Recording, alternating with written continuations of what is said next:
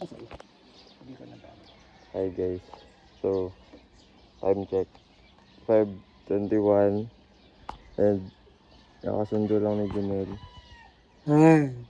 So on the way na tayo guys sa Sorsogon. Kaso medyo puputong yung time and tignan nyo guys.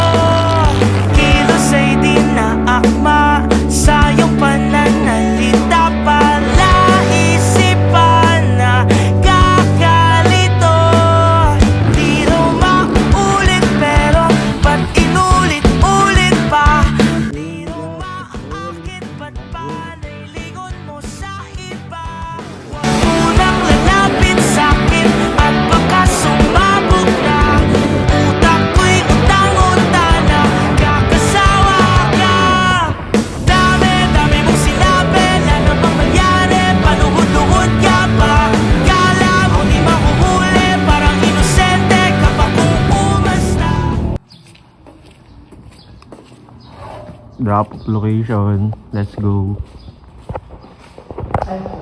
Hindi yan CCTV gang. Mali. Kikita tayo ni boss. Oh, may tayo ba?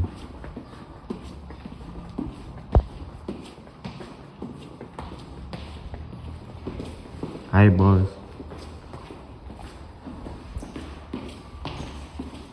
Pwede yung drop location dito. Saan tayo? Bakit mo ako binibidyo? Sir, ba't mo ako binibidyoan, sir? Sir! Ay, bawal. Sir. Hindi, Wait. bawal po maki. Ay, sorry. Ano mo na lang? Sorry camera. Regalo. Ay, di. Regalo po. Ay, di makita niyo boss. Regalo. Regalo. Wow! Alam mo 25 na yan? Ha? 25 na yan? 15. 15. Kay Rayan to. Ah, RJ. Boy, pwede pa picture. Okay. Eto, kilaran to. Oh, Yung mabigat. Sabihin mo kay ano. Kay Rowan. okay. Sasend mo ba yan kay Rowan? Hindi. Parang zoom mo naman sa akin.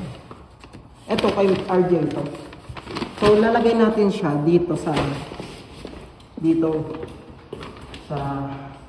may pusi. Hello, Mimi. Parang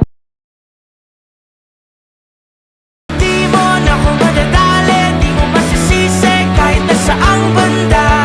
Lumayo-layo ka nga, Kamehamehameha.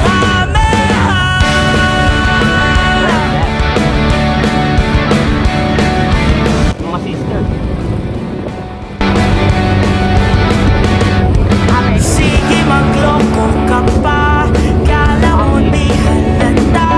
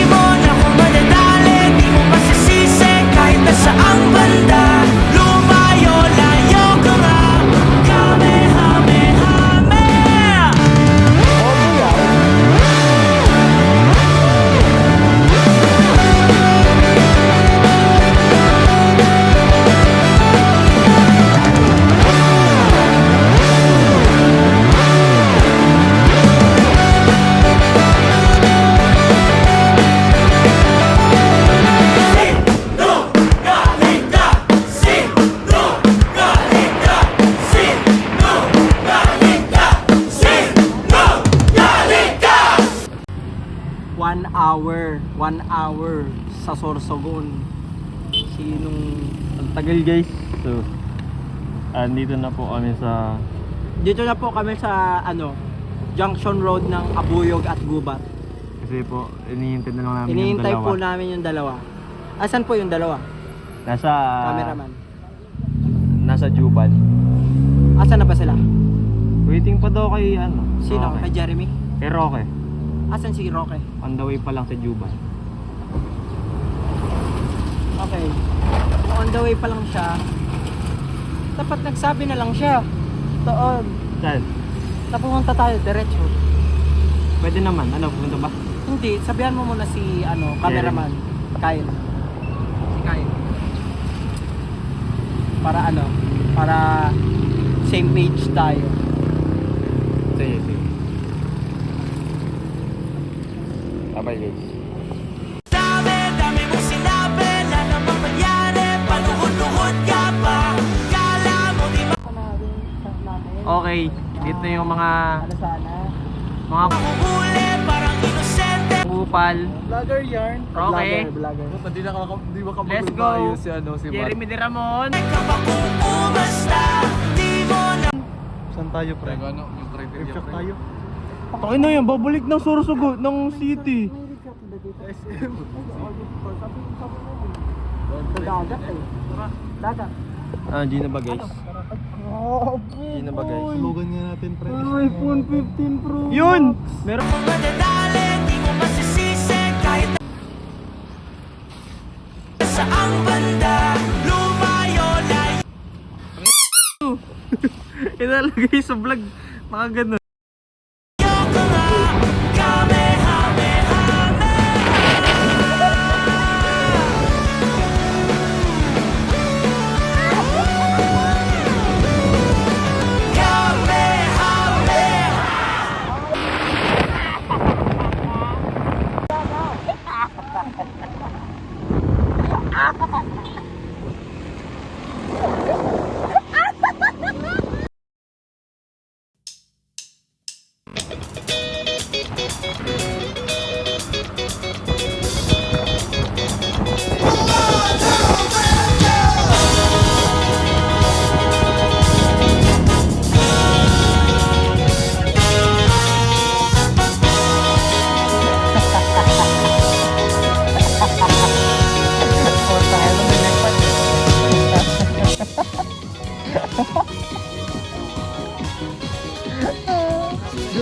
Lungkod eh. Nakita ko siya.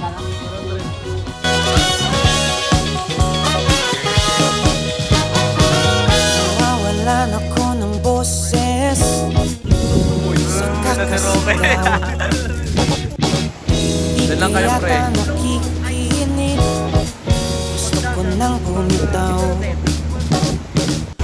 Samahan ko na kayo bumili pre. At nga, ikaw na maghanap para sa atin. Di man lang lumingon, di mo ba Nandito na po kami sa Boracay. Nakikita niyo yan, Boracay yan boy. tingnan ng tumikilang pamituin? Namimiss Eh, ba't nakikita ko pa ako dyan? ang iyong tingin. Nandito na. Ano mo ko? Paano ba? Ako ba ang damdaming iyong kasabay ng hangin? Naririnig mo ba ako? Sino-sino ang kausap? Kahit nandito ako, ano ba ang binubulong? Uy! Kumaingay! Naka-ProRes, Apple Pro, ang ID. Huwag kang magsalita, okay lang magpapili. Ano yan? Nakita mo? Unawaan ko na mga ibig. Baby! Namimiss na tingnan ng tumikinang.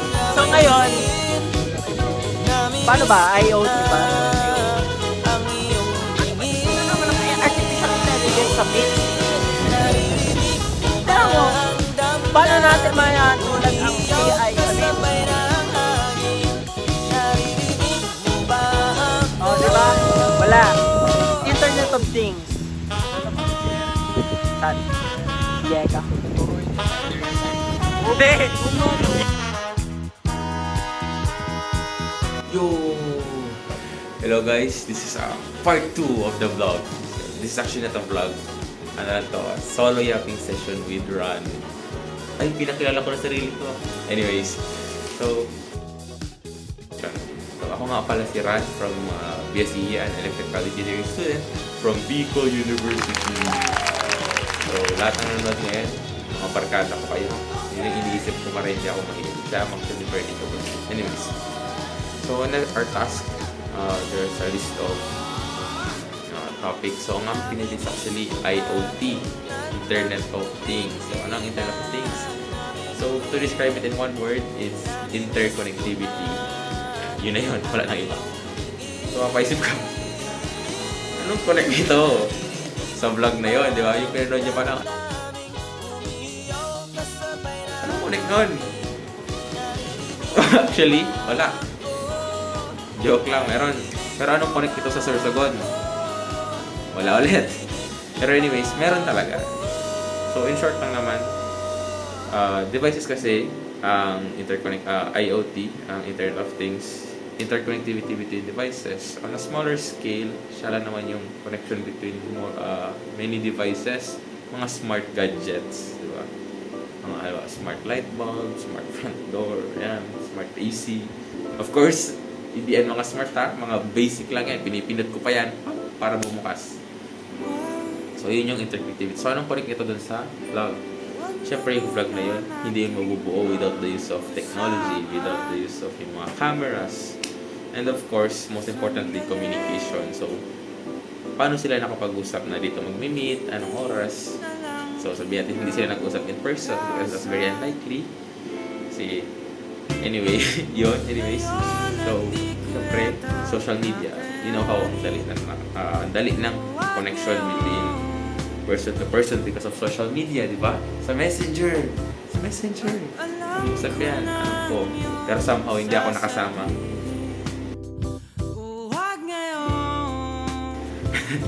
Joke lang. Wala yun din kasi tsaka, yun nga, walang speed. Anyways, ano yung pros ng IoT? So, think of it this way. Yung bahay mo, bigyan mo ng utak. Ano mangyayari? Actually, hindi ko rin alam. That's very, ewan ko. Pero sa analogy ng IoT, pag binigyan mong utak ang bahay mo, it becomes very smart. Of course. Diba? Of course, it becomes very smart. Kasi, sabihin natin yung mga devices mo, as in lahat ng devices mo, kahit anong device mo yan, kahit washing machine mo, device yan. Or machine yan, connected yan. Kung mo connected yan sa ibang mga other devices, that's interconnectivity. And sabihin natin yan yung organ ng bahay mo kasi yung mga utak na siya. So although hindi very useful yung mga functions ng mga devices ito, useful in a way na hindi sila required, more like wants, diba? Kasi it makes life convenient. So of course ito, it makes life easier. In what way? Sabihin ko kayo ng specific example. Estudyante pala ako, galing ako sa school, pauwi. Tapos yung phone ko connected sa AC ko. So, yan. Connected, sabihin natin. Malapit ako makauwi. Tapos yung phone ko, alam na. Kasi may access sa location ko. Alam ng phone ko na, like, a few kilometers away. And in a few minutes, andyan na ako.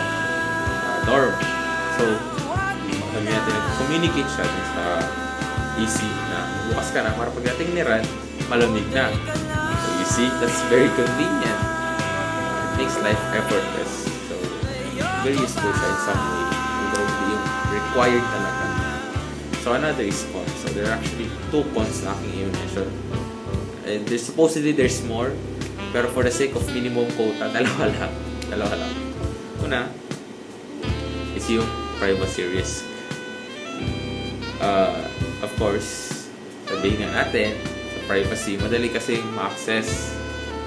Well, hindi yung mga high security mong devices. Kasi, yun nga, yung bahay mo, smart. Yung front door nyo, may fingerprint. Tapos mayroon pang pin. Di ba? Hirap makapasok. Hindi na gumagamit ng physical na susi. So yun, although very high security siya, hindi ibig sabihin lahat ng device sa bahay nyo high security na, di ba? So second is yung literacy gap. So ano meron sa literacy gap? So, you know how ang advance ng IoT, just thinking about it, talking about it, you can tell that's very advanced, you know. Na-imagine mo siya, very advanced technology siya kasi ang dami siyang automation. And kung bibigay mo yung automation na to someone who's not quite knowledgeable about technology, the consequences are very, di mo ma-imagine, di ba? Kasi delikado siya. Parang binigyan mo ng sports car ang 5 years old. Kasi grabe, di niya alam kung paano inaalagaan, di niya alam kung anong kailangan niyang gawin para ma-safe, ma-protektahan yun. Yeah, more than likely, kung ikaw ay someone is not very knowledgeable about technology or about IoT, the use of these things, of course, hindi ito smart devices. Again, madaling mo-breach. So, that's also very risky. So, yan yung sa mga cons. So, now, ang last naman is future perspective. So, as an engineering student, ako, as a Gen Z, how will I contribute? Or how will I, not contribute, but rather, how will I adapt and invest my time in IoT, understanding IoT? So, yun na nga, I am an engineering student from electrical. More than likely, dali ako meron akong connection or magkakaroon ng in some way, since I deal with electricity, well, in the future, kasi I'm still a student, first year student. So, as an engineering, you know how every people, lahat yan marunong gumamit ng cellphone. Without a doubt, lahat yan marunong mag-cellphone. Pero hindi sabihin lahat yan marunong gumawa ng cellphone. And that's what engineering all about. Ayan yung engineering. That's what engineering is all about. It's knowing how to do it. So, ako, I don't plan on being, just knowing how to use it. I also need to know how it works and how you make it, how it's made. Kasi, yun na nga, ayokong sumasabay lang sa daloy. Well, ang engineering kasi hindi pwedeng sumabay lang sa daloy. Sila yung nag-generate, sila yung nag-invento. Kumbaga, nasa nasa ilog, hindi pwedeng papadala ka na lang sa tubig. Kailangan mo rin mag-grow. Ay, ang galing ng analogy na yun. Nakakamiss ako sa sarili ko. Sheesh! Anyways, kung guess naman, yun lang naman yung explanation ko. So, napahaba na yung yapping session ko. I don't know kung paano ito gagawa ng paraan yung mat. Kasi 5 minutes minimum yung video. 5 minutes yung video eh. Di ba? And I also heard na ipapublic ko. So, kung pakita ito ng girlfriend ko, shout out sa iyo. Yeah! Hindi, joke lang. Anyways, hindi yung joke ha. Baka magtampo bigla. But that's all for my video. Kung hindi nyo na-gets, hindi pwedeng hindi mag-gets. Kasi I tried my best ha. Malulungkot talaga ako. Ulitin nyo lang yung video. Or mag-search kayo. Anyways, that's all from my part 2 for this all for vlog. Sana nag-enjoy kayo sa vlog. Sana may video kayo sa akin. And sana hanggang ngayon andito pa rin kayo sa video namin. So like and subscribe. Okay? Sana mag-react kayo guys. Anyways, that's all from me. Bye-bye. Cue the music man. Thank you. Parang nga ba, ang hirap naman kasi